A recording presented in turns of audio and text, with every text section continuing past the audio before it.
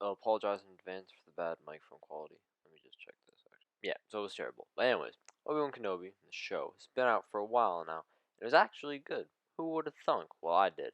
Oh yeah, and spoilers. But so, just go watch it. It's good. Like for those of you sticking around though, let's get right into it. There's a lot of people criticizing the show, particularly Reva and Leia.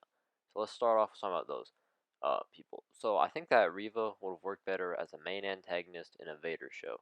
Since we might be getting a Darth Vader show after this, I think that having her attacking Vader was at its weakest after having lost Obi-Wan in this show. Then him coming back to form after, killing her and then regaining his menace and everything, his coolness, if you will, would have been pretty cool to see. But I think she was alright in this show. Honestly, she was so good in episode 5 that I don't mind her problems in 1 through 4. However, episode 6 should not have had her in it. Luke having seen a lightsaber doesn't really add up with his reaction to one in A New Hope. Just off the top of my head, like remembering how that moment in A New Hope. Just like when he sees lightsaber in New Hope, I'm pretty sure it's kind of like, doesn't really know what it is and stuff, so it's kind of weird that he has this like traumatic event when he's younger, but whatever. And he's not like a baby, too, is the thing, he's old enough that I feel like he remembers this. But anyways, though, but she was all right in episode 6. She could have been a lot worse, and yeah. Also, I just want to let everyone know I predicted the whole youngling thing from the beginning, from the very first scene. I was like, oh yeah, she's Reva, isn't she? But I did really like the way they did it. I just want to put out that I predicted it until episode 6, though. I mean, like her arc conclusion, I think, was ended well in 5. But how does her killing Luke hurt Anakin? He doesn't even know Luke. Actually, it's kind of a side tangent, but how does he know that Luke is his son in Empire? Because, like, I don't know, it's probably explained somewhere, but, how he knows Luke's son. Anyways, Reva was good until episode 5, and then, right in episode 5, and then, yeah, I didn't really like her in episode 6. And I'm not really gonna I'm not even gonna touch on Leia because I think she was fine in the show. I really don't see what people's problem with her. I thought she was pretty great. I saw somewhere online uh um that said that like her naming her son Ben makes a lot more sense now because of the show, and yeah, I would definitely agree with that 100%. Her no nonsense attitude stuff was kind of cool to see. And then like the I don't need manners when talking to you. It actually made me laugh. When a show actually makes me laugh, it's good. You think you're droids? It's good manners. You don't need manners when you're talking to a lower life form. Then I guess I don't need manners when I'm talking to you. And then Obi-Wan and Vader, pretty good. I don't really need to tell you that. Most people are already thinking this. I didn't overly like how Obi-Wan just decided to let Vader live in episode 6, though, because, like, Vader had just told Obi-Wan that Anakin was dead, that he had killed him, not Obi-Wan. Wouldn't that make Obi-Wan feel even less remorse when killing him? Because he's like, I'm gonna kill Anakin now, and then, like, so my brother really is gone then. And then he's like, no, I won't kill you. Didn't really make sense to me.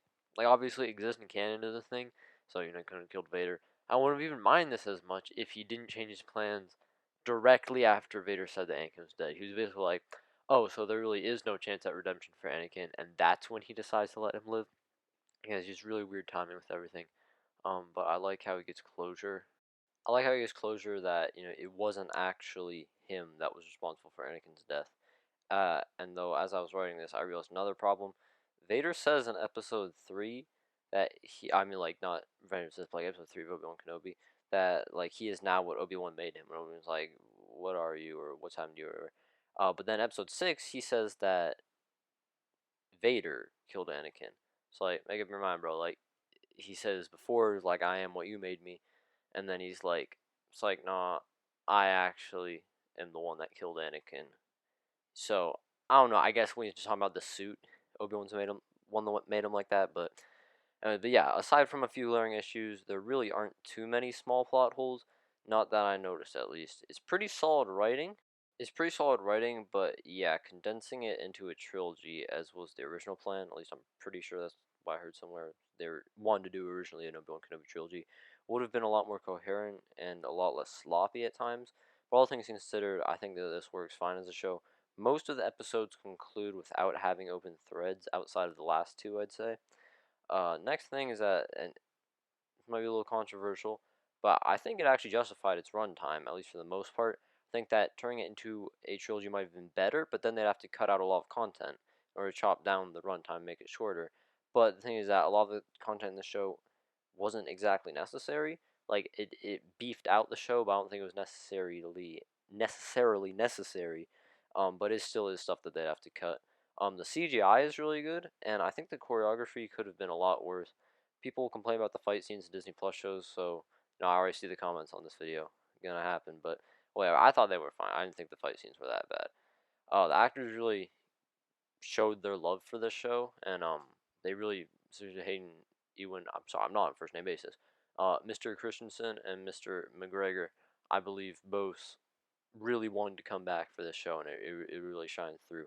And then just it really feels like this is just a continuation of episode 3, and I love it. Like they really get back into character, and just there's a lot of passion that's really shining through in the show. I think, especially from the actors, but even the writers. And the CGI looks great, and it really does seem like a not at times the most well thought out show, but at times really like they actually cared about the content that they were making, which you know, sequel trilogy. Anyways, there have been examples in the past, specifically with Star Wars, where people don't really care about what they're doing, and I think this show was not an example of that. But this is coming from a huge prequels and Clone Wars fan. The fan service was a little bit hit or miss. There's a difference between being faithful to what you're making and then putting fan service in.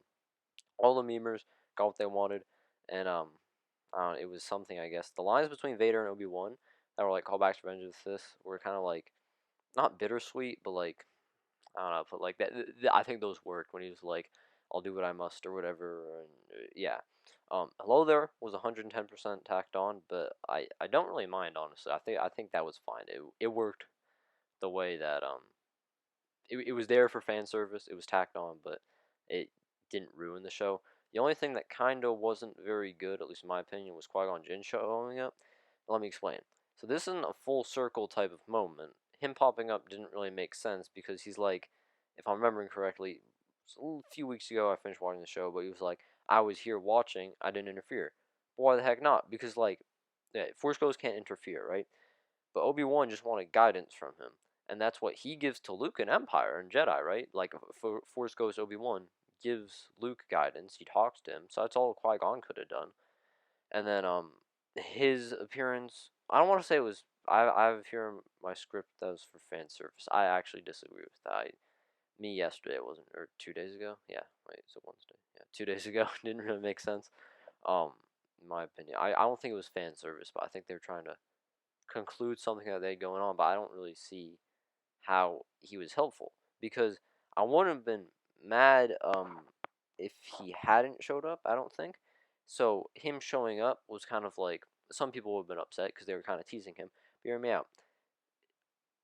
Obi-Wan was like supposed to grow throughout the show and get back to solving his own problems and help himself. That's why Qui-Gon didn't show up because Obi-Wan had to figure everything out himself. However, why'd he show up then?